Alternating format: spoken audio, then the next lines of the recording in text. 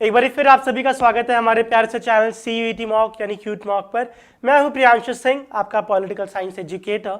And आज के इस वीडियो में हम दोबारा से डिस्कस करेंगे एक और पेपर जो CUET 2024 में आया था पॉलिटिकल साइंस सब्जेक्ट का। ये जो एग्जाम है, ये जो क्वेश्चन पेपर है, ये आपका 18 मई 2024 स्लॉट 1 में आया था। एंड इस पेपर को डिस्कस करने का पर्पस क्या है कि बेसिकली पहली बात तो हम एक पेपर को अच्छे से एनालाइज करेंगे, डिस्कस करेंगे, एंड साथ साथ ये जो आप अपने CUET एग्जाम की तैयारी कर रहे हैं NCERT बुक से स्पेसिफिकली एकदम थॉरली, इस चीज पे आपको ये कंफर्मेशन देगा कि हाँ आप बिल्कुल सही तैयारी कर रहे हैं, क्योंकि CUET एग्जाम आपके NCERT बुक के ऊपर ही बेस्ड है। इसमें जो क्वेश्चंस पूछे जा रहे हैं वो आपके NCERT बुक से ही पूछे जा रहे हैं।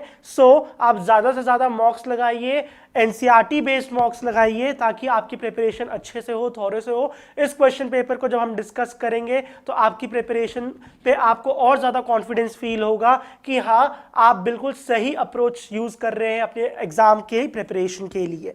So let us start with the questions immediately. The first question is, which of the following organization provides funds and grants to member countries for human development, that is education and health, agriculture and rural development, infrastructure and environment protection? So ये question आपका international organisation chapter से पूछा गया, जिसका correct answer है world bank. So जब आप international organisation chapter अपना कंटेम्प्रेरी वर्ल्ड पॉलिटिक्स में चेक करेंगे, so there you can see कि जो वर्ल्ड बैंक का डिस्क्रिप्शन है इसके अंदर लिख रखा है कि it provides its activities are focused on the developing countries. It works for human development, education, health, agriculture and rural development, etc. तो बेसिकली पेज नंबर 53 से आपसे ये क्वेश्चन पूछा गया है आपके CUET एग्जाम में। Next is, the international atomic energy was established, energy agency was established in the year. So again international organisation से आपका पूछा गया है। करेक्ट आंसर है option number 4, that is 1957। Page number 58 पे ये जो आपको बॉक्स दिखाई दे रहा है, यहां से आपसे क्वेश्चन पूछा गया है। So time and again we have said it, we have emphasised कि आपको हर एक बॉक्स, हर एक पिक्चर, हर एक कार्टून को अच्छे से स्टडी करना है। एंड देखिए इस बॉक्स से आपका एक और क्वेश्चन पूछा गया, पिछला क्वेश्चन भी आपका एक बॉक्स से ही था।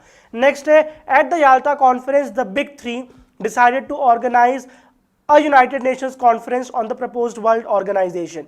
ये जो बिग थ्री है वो तीन कौन थे, आपसे बेसिकली ये पूछा गया है। इसका आंसर है option number 2, Roosevelt, Churchill and Stalin. Again कहां से पूछा गया है? सो इंटरनेशनल ऑर्गेनाइजेशन चैप्टर से पूछा गया है। पेज नंबर 48 पे ये जो founding of the United Nations का एक आपको बॉक्स दिख रहा है, इसके अंदर हाईलाइटेड जो येलो टेक्स्ट है उस पॉइंट को रीड करेंगे। सो 1945 फरवरी में याल्टा कॉन्फ्रेंस होता है। इसके अंदर जो बिग थ्री है, रूजवेल्ट यानी Franklin Roosevelt, Winston Churchill and Joseph Stalin, जो है ये हमारे बिग थ्री जो है वो कहलाते हैं। ठीक है। Next question is, which of the following countries is not included in south Asia? ये क्वेश्चन आपका पूछा गया है कंटेम्प्रेरी साउथ एशिया से चैप्टर जो है, एंड इसका आंसर ऑप्शन नंबर 2, चाइना। एक बार जल्दी से चेक करते हैं इसके हम आंसर को।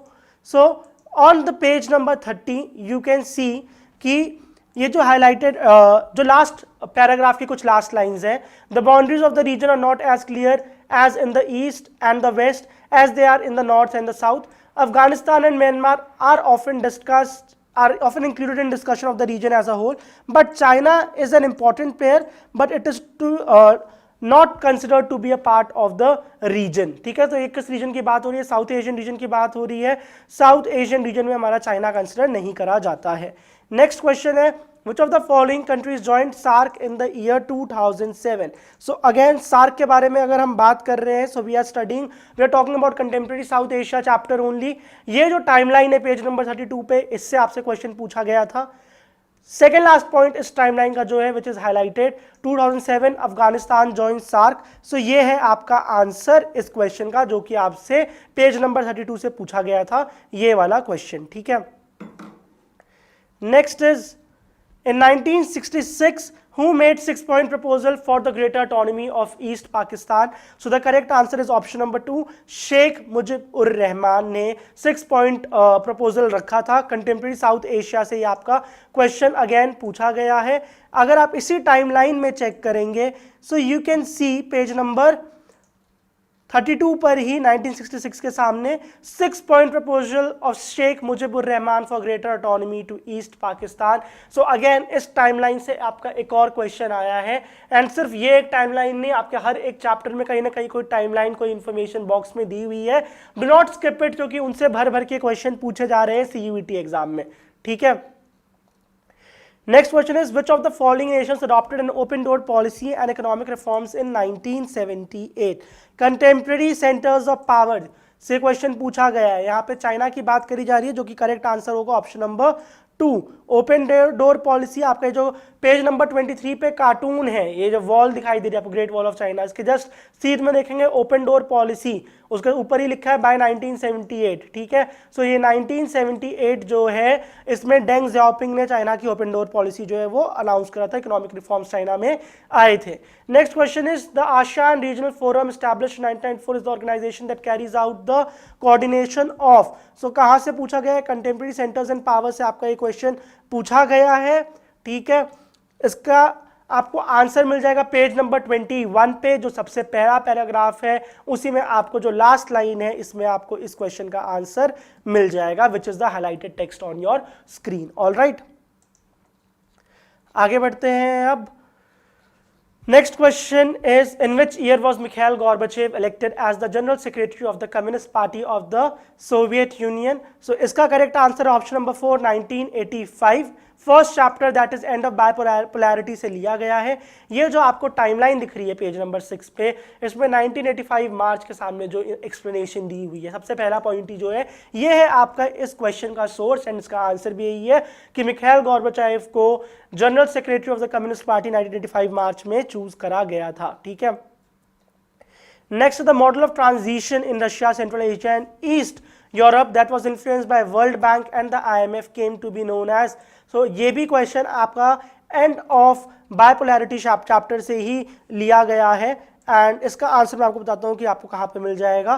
पेज नंबर 8 जो शॉक थेरेपी की आपकी इंट्रोडक्शन है, यहीं पे आपको ये मिल जाएगा, एंड यहाँ पे ये जो लाइंस है, जो हाईलाइटेड टेक्स्ट आपको फर्स्ट पैराग्राफ में, इसमें इसका आंसर है कि the model of transition in Russia, central Asia and east Europe that was influenced by the World Bank and the IMF came to be known as shock therapy, जिसके अंदर socialism से capitalism economy की ओर ये shift कर रहे थे। Who was the founder of the Bahujan Samaj party? Next question है, politics in recent development in Indian politics chapter से आपको ये क्वेश्चन पूछा गया है। Correct answer is option number 4 कि बहुजन समाज पार्टी के फाउंडर कौन है हमारे, तो वो हमारे कांशीराम जी है।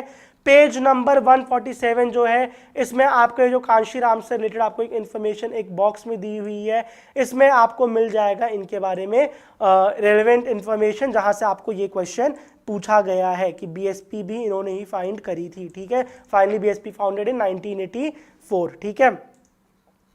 नेक्स्ट क्वेश्चन है आपका मैच द फॉलोइंग, कि ये आपको 4 प्राइम मिनिस्टर्स के नाम दिए हैं, दूसरे साइड में आपका टाइम पीरियड दिया है, and you have to tell कि किस पीरियड में कौन सा जो हमारा प्राइम मिनिस्टर है वो इंडिया का प्राइम मिनिस्टर थे, जो अलग अलग लीडर्स के नाम है। सो correct answer is option number 1 that is 2, 3, 4, 1। अब अगेन ये जो आपका क्वेश्चन है, ये आपका recent development in Indian politics वाला जो चैप्टर है वहीं से लिया गया है। इसमें आपको चैप्टर के में एक के पेज नंबर 143 के ऊपर सेंट्रल गवर्नमेंट सिंस 1989 करके की इमेज दिखाई देगी, एंड इस इमेज में अगर आप ध्यान से देखेंगे तो आपको पर्सन एंड पर्सन के आगे उनका टेन्योर लिखा हुआ है। सो इस इमेज से आपका एक मैच द फॉलोइंग बना लिया गया है। सो बाय एंड अगेन हमने आपको बोला है कि आपको अगर अपने CUT एग्जाम की तैयारी करनी है, सो NCERT बहुत थॉरली पढ़ना है। इमेजेस से क्वेश्चन आते हैं, उसका बिगेस्ट प्रूफ तो ये रहा कि सिंपल लीडर्स है, उनके आगे एक डेट लिखी हुई है कि वो कब से कब तक इंडिया के प्राइम मिनिस्टर थे। 4 लीडर्स को यहां से उठाया एंड उनके ऊपर एक मैच द फॉलोइंग बना लिया। So you have to be very particular, very sincere when you are learning your NCERT। आपको सिर्फ उसको ऊपर ऊपर से नहीं पढ़ना है, हर एक चीज को अच्छे से कवर करना है। सो यहां से आपका ये वाला क्वेश्चन उठाया गया है CUT एग्जाम में।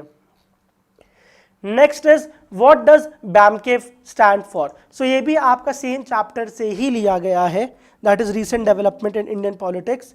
BAMKEF की फुल फॉर्म क्या है? Backward and minority communities employees federation. Page number 147 पे आपको ये मिल जाएगा BAMKEF, ठीक है। करेक्ट आंसर इस क्वेश्चन का ऑप्शन नंबर 3, ठीक है। आगे बढ़ते हैं नेक्स्ट क्वेश्चन पे।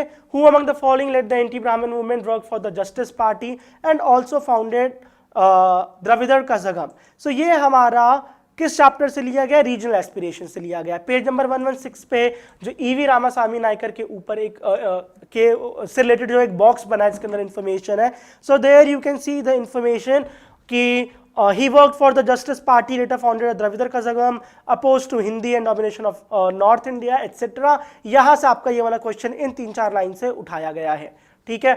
नेक्स्ट क्वेश्चन है, which of the following party led the movement for Punjabi for the formation of Punjabi Suba? तो पंजाबी सूबा के लिए कौन सी पार्टी स्ट्रगल कर रही थी? It was the Akali Dal जो पंजाबी सूबा के डिमांड के लिए स्ट्रगल कर रही थी। नेक्स्ट क्वेश्चन है, 1974 में जो रेलवे की स्ट्राइक हुई थी उसको किसने लीड करी थी? सो ये क्वेश्चन आपका पूछा गया है recent development in Indian politics नाम का जो चैप्टर है वहां से।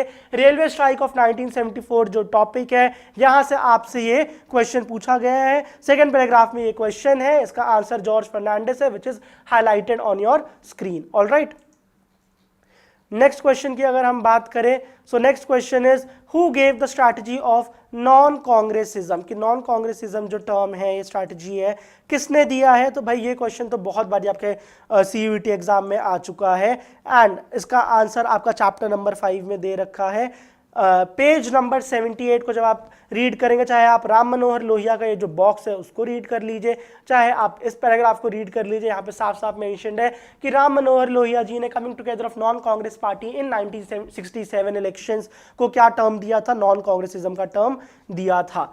नेक्स्ट क्वेश्चन की ओर आगे बढ़ते हैं कि 1963 में किसने कहा था सीनियर कांग्रेस लीडर्स को डिजाइन कर देना चाहिए यंगर पार्टी वर्कर्स के लिए? इसका आंसर ऑप्शन नंबर 3 के कामराज, ठीक है। एंड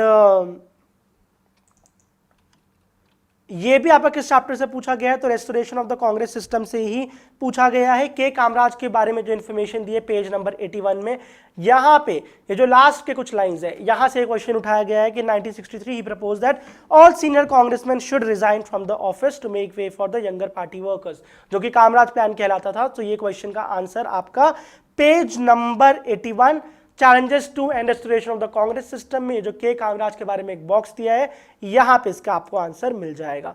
नेक्स्ट क्वेश्चन की ओर आगे बढ़ते हैं। सो द नेक्स्ट क्वेश्चन है कि where was the first summit of नाम that is non alignment movement held? ठीक है, ये क्वेश्चन आपका कहां से पूछा गया है?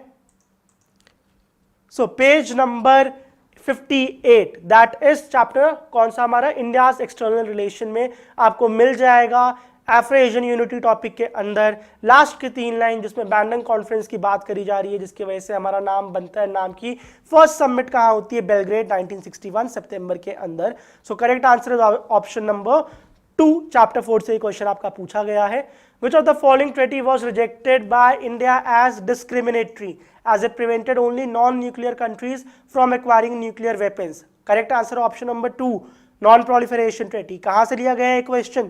सो इंडियाज एक्सटर्नल रिलेशंस नाम का जो चैप्टर है, चैप्टर नंबर 4, वहां से लिया गया है। India's nuclear policy topic page number 68 पे जो है, इसमें ये जो फर्स्ट पैराग्राफ है इस टॉपिक का, यहां पे आपको इसका आंसर मिल जाएगा जो हाईलाइटेड टेक्स्ट है। Alright, next the second 5 year plan was drafted under the leadership of, कौन से लीडर के अंदर सेकंड 5 ईयर प्लान ड्राफ्ट किया गया था? So it was PC Mahalanobis, जिसके अंडर सेकंड 5 ईयर प्लान जो है हमारा वो ड्राफ्ट किया गया था। किस चैप्टर से लिया गया होगा ये? तो भाई ये 3rd चैप्टर से लिया है, politics of plan development. And इसका आंसर आपको जो रैपिड इंडस्ट्रियलाइजेशन करके टॉपिक है सेकंड 5 ईयर प्लान के बारे में बेसिकली हम बात कर रहे हैं, पेज नंबर 51 में यहाँ पे आपको मिल जाएगा। ठीक है, फर्स्ट 3 लाइंस के अंदर ही। नेक्स्ट 2 स्टेटमेंट्स आपको दी हुई है। स्टेटमेंट 1 कहता है second 5 year plan stressed on heavy industries and second a bulk of industries like electricity, railways, steel could be developed by the private sector. तो इसमें स्टेटमेंट 1 तो सही है बट स्टेटमेंट 2 इनकरेक्ट, यानी करेक्ट आंसर हो गया ऑप्शन नंबर 3। एंड ये हमारा जो question again rapid industrialisation topic page number 51 से लिया गया है। जो सेकेंड स्टेटमेंट है उसका करेक्ट वर्जन आपको मिल जाएगा पेज नंबर 51 के जो हाईलाइटेड टेक्स्ट आपको दिख रहा है कि it could be developed in the public sector. बहुत ध्यान से रीड करेगा, पब्लिक सेक्टर है एनसीईआरटी में और क्वेश्चन में इन्होंने क्या दे दिया है? प्राइवेट सेक्टर दे दिया है। So again the question is from NCERT itself, answer is also in NCERT, chapter number 3 का है ये। ठीक है, next is who among the following was known as the milkman of India. Milkman of India किसे कहते हैं? सो वर्गीज क्यूरियन को हम मिल्कमैन ऑफ इंडिया कहते हैं। एनसीईआरटी में जो प्रेजेंटली आपकी रैशनलाइज्ड एनसीईआरटी है उसके अंदर आपको वर्गीज क्यूरियन का नाम मिल जाएगा, मिल्क कोऑपरेटिव्स मिल जाएगा, लेकिन एग्जैक्टली आपको मिल्कमैन ऑफ इंडिया ये टर्म इसके अंदर नहीं मिलेगा, क्योंकि ये आपका नॉन रैशनलाइज्ड जो एनसीईआरटी है उससे उसमें क्लियरली मेंशन्ड है। सो डोंट वरी, है ये भी क्वेश्चन आपका एनसीईआरटी से ही। कहां से? जो नॉन रैशनलाइज्ड एनसीईआरटी बुक है, मैंने आपको फिलहाल उसकी पीडीएफ खोल के दिखाई है। एंड यहां पे लिखा है Varghese Kurien nickname the milkman of India played a crucial role in the story of Gujarat Cooperative Milk and Marketing Federation Limited that launched the Amul। ठीक है, सो ये भी आपका एनसीईआरटी से ही क्वेश्चन पूछा गया है। So you have to be very thorough when you are reading NCERT. ठीक है, नेक्स्ट है Who was the leader of the anti-caste movement and the founder of the Independent Labour Party? Independent Labour Party किसने बनाई थी? तो option number 4 correct answer है। बाबा साहेब भीमराव अंबेडकर जी ने independent labour party बनाई थी। चैप्टर नंबर 2 में ये आपका दे रखा है ये इन्फॉर्मेशन, हाईलाइटेड टेक्स्ट आप रीड करेंगे तो आपको पता चल जाएगा कि बी आर अम्बेडकर से ये चीज रिलेटेड है। नेक्स्ट क्वेश्चन है कि आपको मैच द फॉलोइंग दे दिया एंड आपको बताना है कि ये जो लीडर्स हैं ये किस पार्टी से एसोसिएटेड है। मैच लिस्ट 1 में कुछ लीडर्स के नाम है, लिस्ट 2 में कुछ पार्टीज के नाम है, and you have to tell कि वो किस पार्टी से एसोसिएटेड है। तो सबसे पहला नाम है एसे दांगे। सो हम चैप्टर नंबर 2 में जाएंगे एंड जब हम इसमें सर्च करेंगे so you can see communist party of India में आपको किसका नाम देखने को मिल रहा है? S A Dange. So he is associated with communist party of India. Next is Shyama Prasad Mukherjee. तो Shyama Prasad Mukherjee basically is associated with Bharatiya Jana Sangh. Next is Minoo Masani. Minoo Masani किससे रिलेटेड है हमारे? So Minoo Masani is associated with, wait just a minute, अब ये देखिए, ये अगर आपको मीनू मसानी के बारे में कहीं और नहीं मिल रहा है सो आप देख सकते हैं आपका ये पूरा एक जो एनसीईआरटी का क्वेश्चन है, ठीक है, एक्सरसाइज का सीधा सीधा क्वेश्चन ही आपसे एग्जाम में पूछ लिया गया है। So Minoo Masani is associated with Swatantra party and last is Ashok Mehta. So Ashok Mehta हमारे किससे एसोसिएटेड है? Ashok Mehta is associated with Praja socialist party. अब अगेन अगर आपको प्रजा सोशलिस्ट पार्टी के बारे में इंफॉर्मेशन इस बुक में नहीं मिल रही है, ठीक है, वेट हियर इट इज, प्रजा सोशलिस्ट पार्टी या तो सोशलिस्ट पार्टी से बेसिकली हमारे अशोक मेहता एसोसिएटेड थे। सो यहां से आपको आंसर मिल जाएगा आपके इस क्वेश्चन का। ठीक है, next is who was known as Frontier Gandhi. तो फ्रंटियर गांधी आपके खान अब्दुल गाफर खान जी को कहा जाता था। किस चैप्टर से? फर्स्ट चैप्टर जो है पार्टीशन से रिलेटेड, वहां से आपसे क्वेश्चन पूछा गया है। Correct answer is option number 3 Khan Abdul Ghaffar Khan. Next question की ओर आगे बढ़ते हैं कि which of the following princely states were reluctant to sign the instrument of accession with India. So first chapter के अंदर हमने बहुत कॉम्प्रिहेंसिवली हैदराबाद, जूनागढ़, कश्मीर, ठीक है, के बारे में पढ़ा है। एंड अगर हम इसमें जूनागढ़ के बारे में पढ़ेंगे, हैदराबाद के बारे में पढ़ेंगे, कश्मीर के बारे में पढ़ेंगे, सो यहां पे पेज नंबर 16 पे जो हाईलाइटेड टेक्स्ट आपको दिख रहा है लास्ट पैराग्राफ में, accession of the princely states of Junagadh, Hyderabad, Kashmir and Manipur prove more difficult than the rest, यहां पे आपको इसका आंसर मिल जाएगा। नेक्स्ट बात करते हैं who among the following entered into standstill agreement with India in November 1947। So November 1947 में इंडिया के साथ स्टैंडस्टिल एग्रीमेंट में कौन आए थे? It was the Nizams of Hyderabad जो इंडिया के साथ स्टैंडस्टिल एग्रीमेंट साइन करते हैं। Chapter 1 challenges of nation building से क्वेश्चन पूछा गया है, इंडियन जो पॉलिटिक्स की बुक है वहां से। पेज नंबर 17 पे जब आप हैदराबाद वाले टॉपिक के अंदर रीड करेंगे, जो लास्ट की 3 लाइन्स है आपको उसके अंदर इसका आंसर मिल जाएगा। ठीक है, नेक्स्ट क्वेश्चन की ओर बढ़ते हैं। Next question is passage based question. So आपको एक लंबा चौड़ा पैसेज दे दिया है जिसके अंदर ओवरऑल 3 पैराग्राफ्स हैं, ठीक है, एंड ये जो पैसेज है ये भी आपका एनसीईआरटी से ही लिया गया है। I will show it to you. जो नॉर्थ ईस्ट वाला जो आपका सेक्शन है ना, पेज नंबर 126 पे, यहां से आपके पैसेज उठाए गए हैं एंड इसके बेस पे आपसे क्वेश्चंस पूछे गए हैं। The North East serves as gateway to which of the regions mention below. ठीक है, तो अब आपको इन क्वेश्चंस का आंसर इस पैराग्राफ में भी मिल जाएगा जो आपके स्क्रीन के सामने है, जो आपके एग्जाम में पूछा गया है।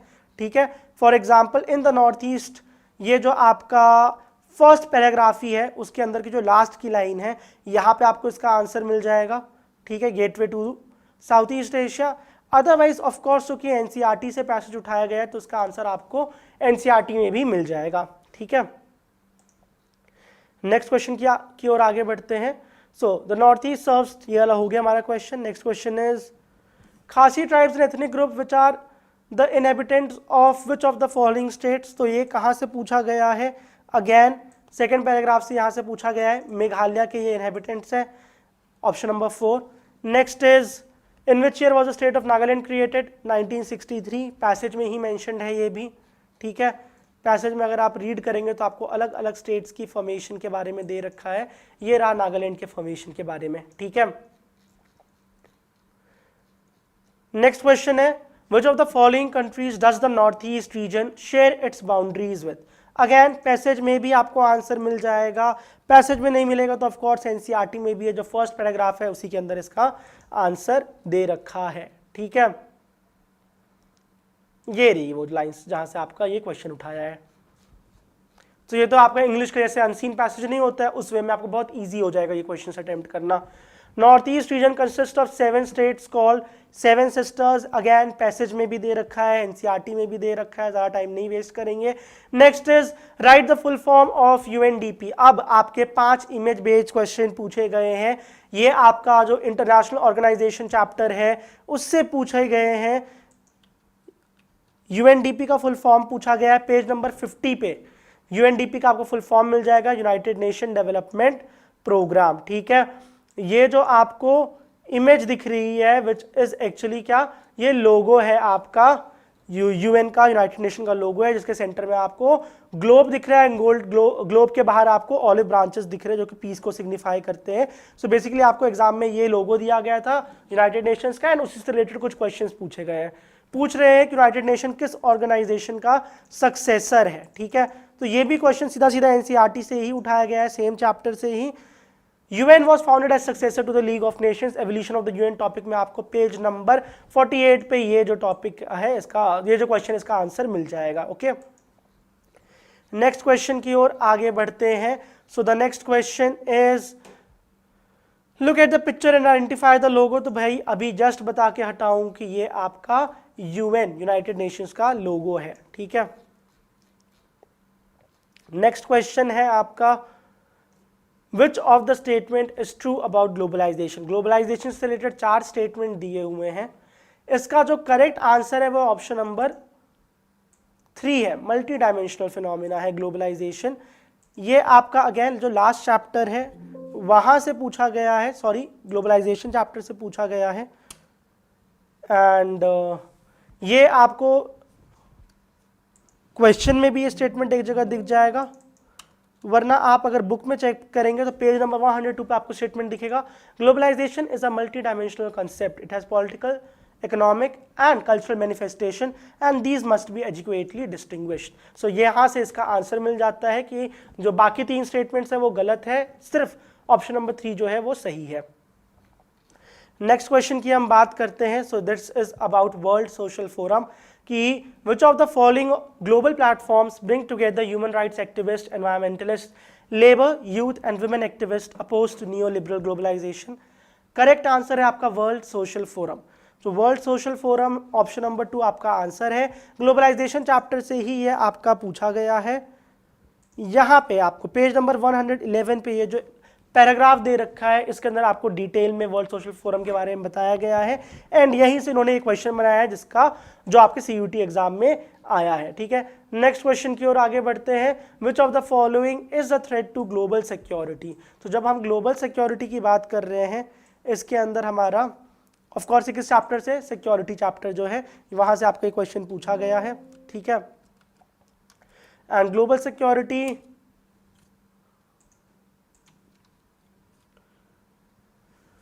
ये रहा आपका ग्लोबल सिक्योरिटी का जो थ्रेट है, इसके अंदर the idea of global security emerged in the 1990s in response to the global nature of threat such as global warming, international terrorism and health epidemics like AIDS.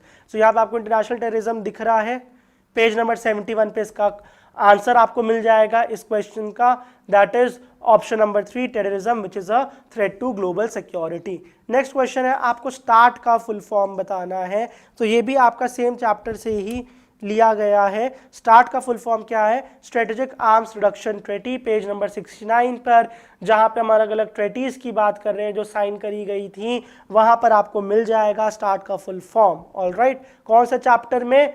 Security वाला जो आपका chapter है, security in the contemporary world, उस chapter में। Next question की ओर बढ़ते हैं, which is the also the last question. So इस क्वेश्चन में आपका बेसिकली है क्या कि मैच द फॉलोइंग आपको दिया है।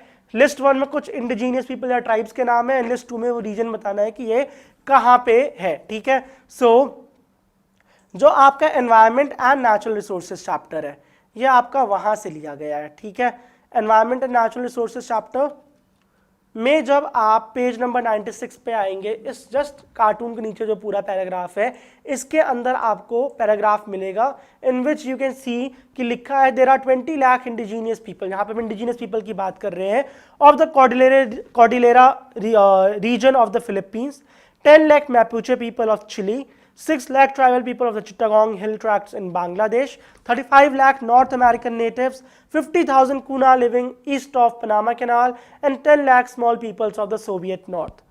ठीक है, ये जो इतना सेक्शन है आपका, ठीक है, हार्डली आपके 3 से 4 लाइंस जिसके अंदर अलग अलग ट्राइब, अलग अलग लोगों की बात करी गई, अलग अलग उनकी संख्याओं की बात करी गई है। यहां से इन्होंने बहुत कन्वीनियंटली एक मैच द फॉलोइंग बना दिया है।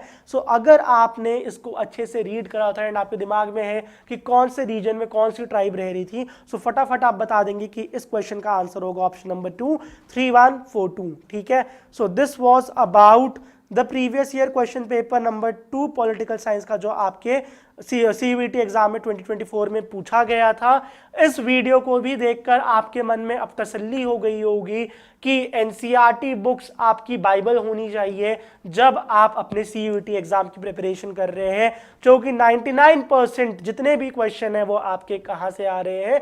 वो आपके NCERT बुक से ही आ रहे हैं। चाहे एक पॉइंट पे वो थोड़ा बहुत नॉन रैशनलाइज्ड कंटेंट से हो सकता है एक पॉइंट पे, लेकिन बुक्स जो भी क्वेश्चंस पूछे गए वो कहां से पूछे गए हैं? आपके NCERT बुक से ही पूछे गए हैं। अगर आपको ऐसी और भी पॉलिटिकल साइंस के जो क्वेश्चन पेपर है वो चेक करने हैं, उनको सॉल्व करना है, सो आप हमारा जो साइट है, हमारा पोर्टल है, उस पर जाकर हमारे जो बाकी प्री वाईक्यू है पोल साइंस के या तो बाकी सब्जेक्ट के जो 2022-2023 में आए थे, आप वो भी चेक कर सकते हैं, उनको अटेम्प्ट कर सकते हैं, उनके डिटेल्ड सोल्यूशन चेक कर सकते हैं। एंड मोस्ट इंपॉर्टेंटली वो जो उनके सोल्यूशन है वो भी NCERT बेस्ड ही है, तो आपको और ज़्यादा क्लैरिटी मिल जाएगी कि क्वेश्चन भी NCERT से एंड उसका एक्सप्लेनेशन भी NCERT से ही हमने उसमें डाल रखा है।